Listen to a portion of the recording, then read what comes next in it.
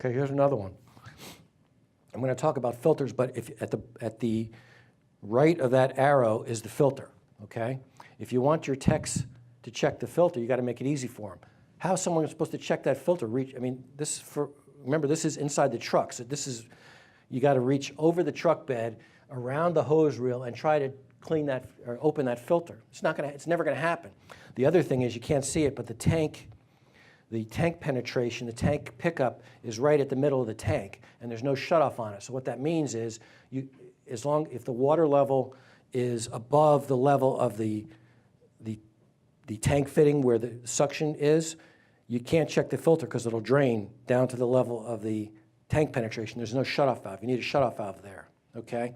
And so not only is this hard to get to, you can't check the filter when the tank is full. And again, when do you have equipment problems? When do you need to do your checking? When you're busy, when your tank is full. It's crazy.